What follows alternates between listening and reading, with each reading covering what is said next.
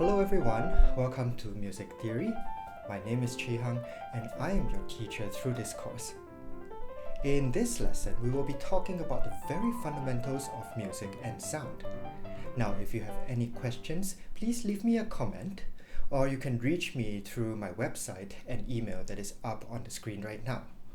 So, without any further ado, let's get started with the lesson. The first important question in today's lesson is, what creates sound? Well, the answer is vibrations. Vibrations are what happens when things move. And these vibrations transfer into the air and into our ears, and then we hear them as sound. How do we create vibrations then? Well, let's take a look at some examples, and let's see if we can figure that out.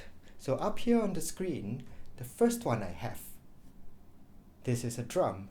Now how do we create vibrations? How do we make the sound on the drum? Well, what we have are two drumsticks which we use to hit them.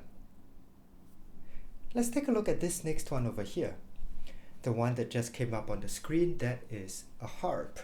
Now have you ever seen a harp in action? How do they create vibrations? That's right, they take the fingers and they go along all of the strings like this, and it creates a very nice sound. And that's how you create vibrations on the harp. Let's take a look at this next one over here. A very simple thing, we all know how to do this. We clap. Do you hear that sound when you clap? Let's do it together. And this, by hitting both our palms together, we also can create vibrations that we hear. Now here's something that is really fun. Has any of you done this before? Taken an empty bottle, or maybe half filled with water, and blow into it. What is vibrating in this instance? The air inside the bottle is vibrating.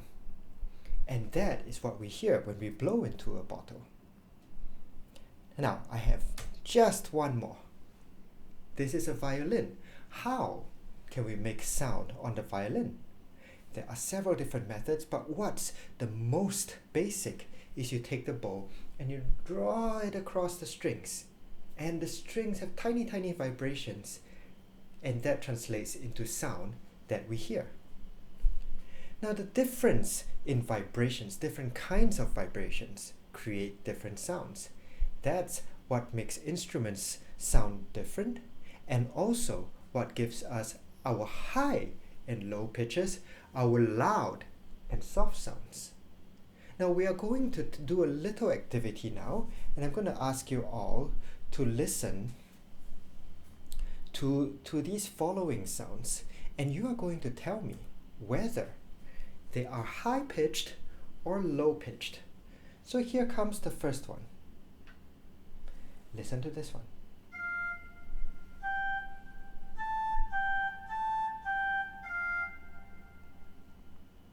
Let's listen to it again. Do you think this is a high-pitched sound or a low-pitched sound?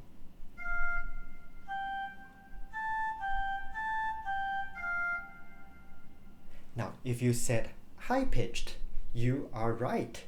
And now, for extra credit, can you tell me what instrument that was? That's right, that was the flute. Very good. Here comes the next one.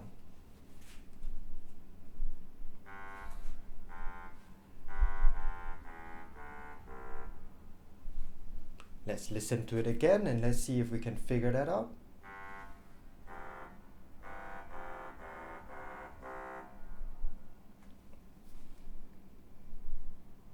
Yes, if you said that was a low-pitched sound, you are right.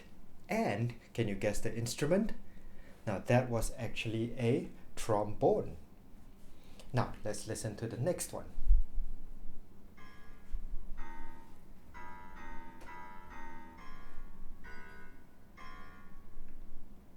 Was that a high-pitched or a low-pitched sound? Let's give it one more go.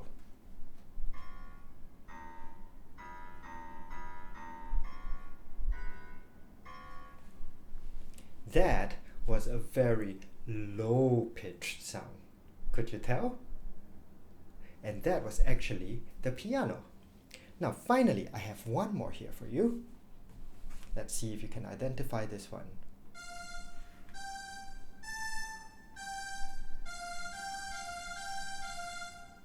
Now was that a high-pitched or a low-pitched sound?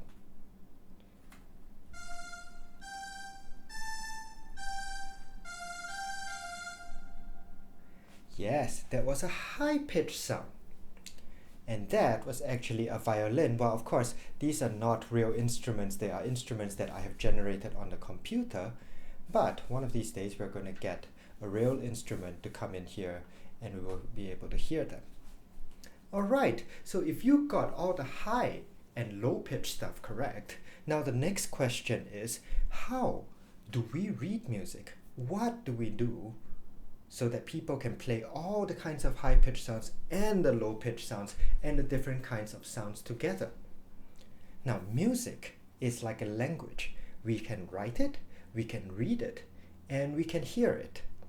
So I'm going to be teaching you a few different methods of how we are going to do that.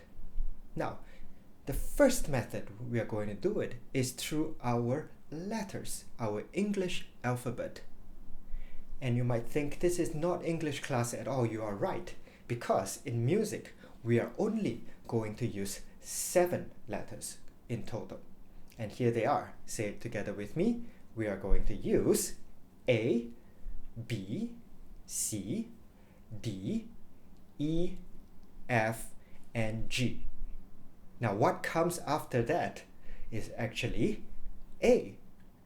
So the letters just keep repeating after A. It goes up again and we go through round after round like this. A, B, C, D, E, F, G, A, B, C, D, E, F, G, A, B, C, D, E, F, G. And this is how we read music. This is one way we read music. Now we're going to do a little activity right now, and I'm actually going to move back in my screen.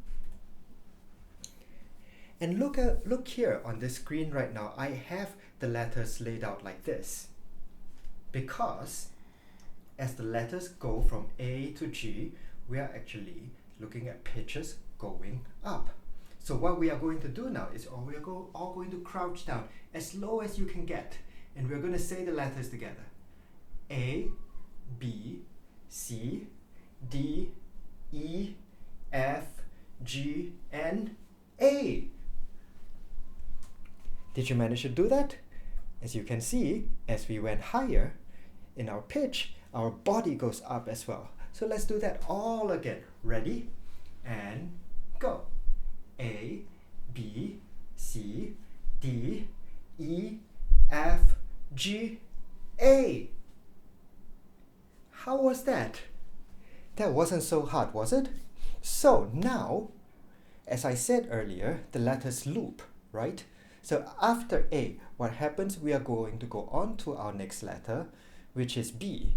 So let's try now. We are going to start at some other point in the letters and do the exact same exercise. So maybe we can start at the letter B. Are you ready? Let's try and do it together. And go. B, C, D, E, F, G, A, B. Can we do it together one more time? Ready? Go. B, C, D, E, F, G, A, B. Very good. Now, like I said earlier, we can start at any letter and it just keeps going. Do you think we can start from the letter C and end on the letter C? Let's try that together. Ready? And go. C, D, E, F, G, A, B, C. Did you manage to get that? Now let's try something a little bit different. We are going to start at C, but the high C, and then we're going to go back down. And you can follow along with the screen as well. Ready? From the top and go. C, B, A, G, F, E, D, C. So this, of course, is something that you can practice, because you can start at any letter and go to any letter, because music, the letters just never end. In this way, when we do it like this, we get really good at going up and down all the different notes and all the different keys. And I will urge you to try to do this a little bit every day, maybe just from A to A, and then from B to B the next day, so that you get really good at going up and down all the letters that we will use. Now, like I said earlier, there is more than one method for us to be able to tell people what kinds of sounds we want to hear, what kinds of music, and how to write music down. This next method has everything to do with do, re, mi, our solfege. Have you heard of do, re, mi before? Have you ever heard anyone go do, re, mi, fa, sol, la, ti, do? Did you know that there are hand signs that go along with that?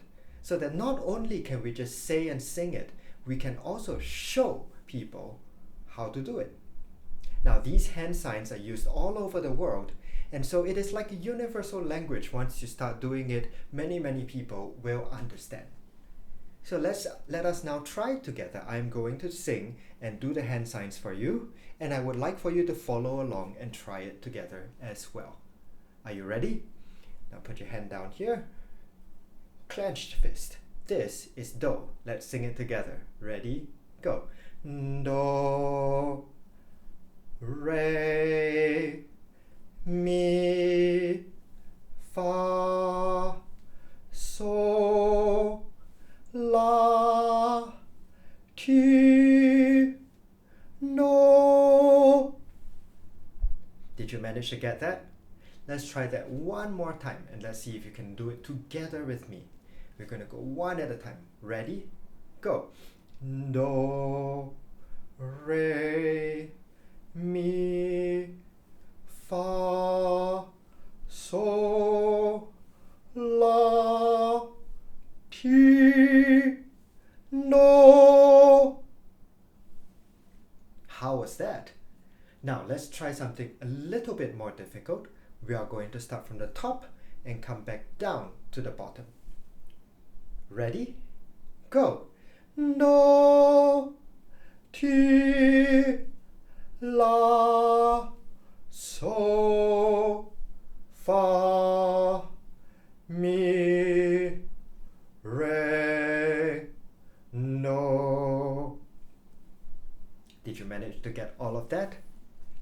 Again, we need to practice. This is something that is just like any other language that you speak or you are learning to speak. You have to practice this, and I would recommend that you do this every day, just singing with your hand signs going up and down every day.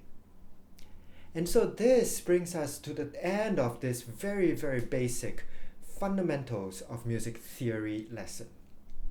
Now, there is a little assignment that you can do that I will be uploading, and that is all about using our English alphabets, our letters A, B, C, D, E, F, and G to form words. And I would like to see how many words you can form. Again, if you have any questions, please feel free to write to me or to leave me a comment.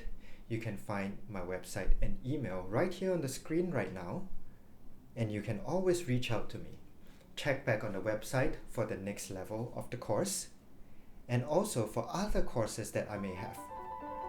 Until next time, goodbye.